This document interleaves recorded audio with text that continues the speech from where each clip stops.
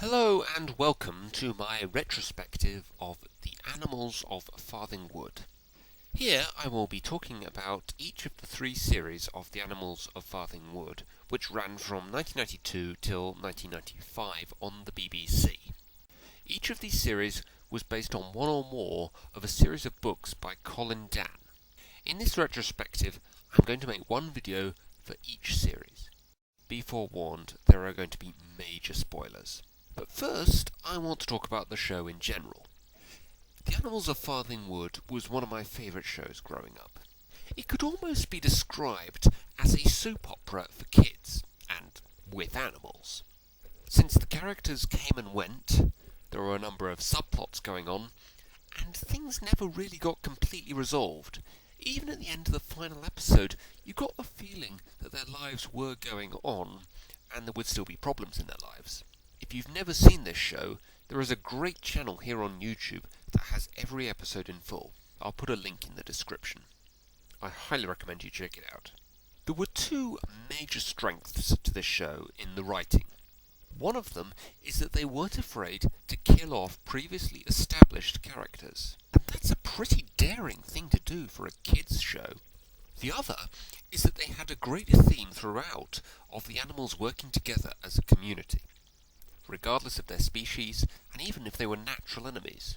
I also really liked how, aside from the fact that the animals talked, it felt fairly realistic. Now, nature experts might scoff at me for that kind of statement and list off a bunch of stuff in the show that couldn't really happen in real life. But that's not really what I mean. What I mean is that there was nothing in the show that even a kid would know wasn't true to real life. Aside from, like I said, the fact that the animals talked. The animals didn't wear clothes, they didn't walk on two legs, and they didn't act like humans. They also didn't really seem to understand what humans were doing. This was one of the first shows or films I'd ever seen which focused on animals as real animals, and with practically no interaction with humans. There were humans in the show, but they were fairly anonymous figures, only there to act as a hazard or a tool of some kind. Something else that was pretty daring about this show, when you consider the fact that this was before films like The Lion King, Ants, or Finding Nemo. Now let's talk about the intro to the show, which remained the same over all three series. Here it is in its entirety.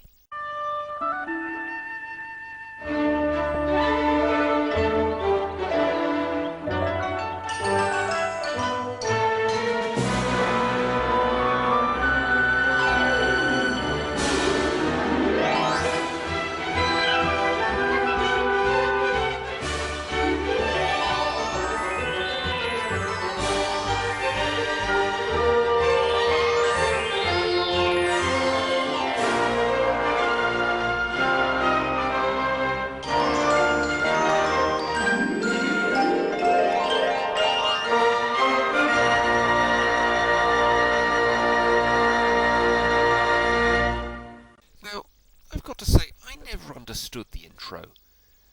So, the world's largest cement mixer pours cement over the entire landscape. The animals naturally run for it, but after a bit they stop to, I can only assume, pose for a photograph? The music was nice though.